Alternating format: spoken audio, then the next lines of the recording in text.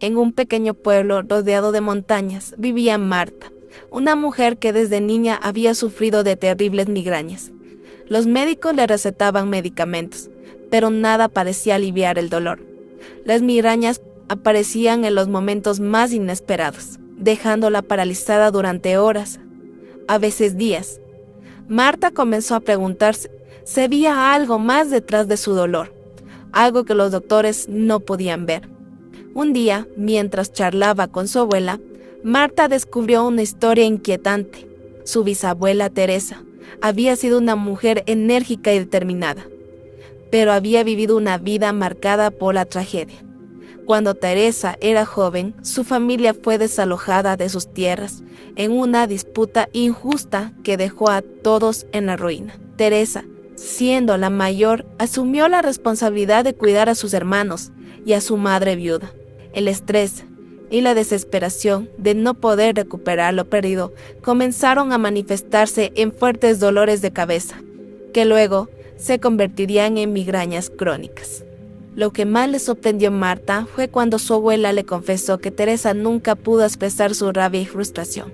En aquella época, no se permitía que una mujer alzara la voz, ni se rebelara contra las injusticias. Así, Teresa reprimió su furor y su dolor, llevando esa carga emocional sin procesar, lo que según creía la abuela de Marta fue la causa de las migrañas. Intrigada y asustada a la vez, Marta comenzó a notar un patrón.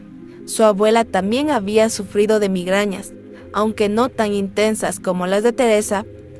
Ella misma y en su vida adulta habían experimentado una serie de fracasos financieros y tensiones familiares que le llevaban a la frustración y la ansiedad.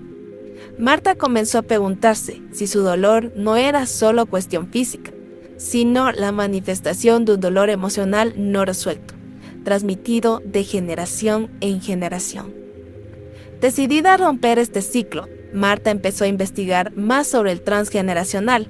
Descubrió que las emociones no expresadas, como la ira y la impotencia que su abuela había sentido al perder todo, podían ser heredadas y manifestarse físicamente en descendientes.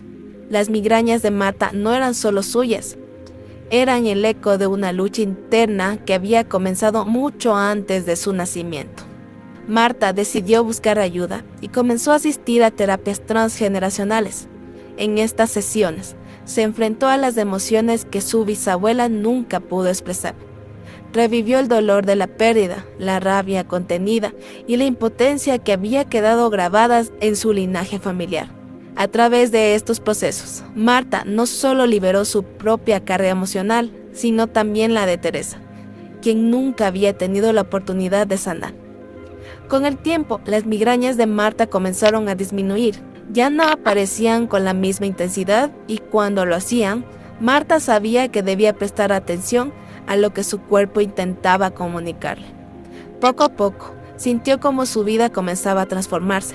La presión en su cabeza, que antes la aprisionaba, empezó a disiparse como si las emociones reprimidas finalmente estuvieran siendo liberadas. Marta comprendió entonces que había roto un ciclo que había afectado a su familia durante generaciones. Al sanar las heridas emocionales heredadas, no solo estaba liberando su propio cuerpo, sino también liberando futuras generaciones de ese dolor invisible. Su historia dejó de ser solo sobre migrañas y se convirtió en un viaje de sanación profunda. Inspirada por su propia transformación, Marta comenzó a compartir su historia con personas que sufrían dolores inexplicables. Les habló de cómo las emociones no expresadas pueden convertirse en enfermedades físicas y de cómo sanar el pasado puede liberar el presente. Las personas que la escuchaban se sentían profundamente conmovidas, muchas de ellas comenzando su propio viaje de sanación. Hoy, Marta es una mujer libre de migrañas, pero más que eso, es una mujer que ha aprendido a enfrentar y a sanar los dolores que había heredado.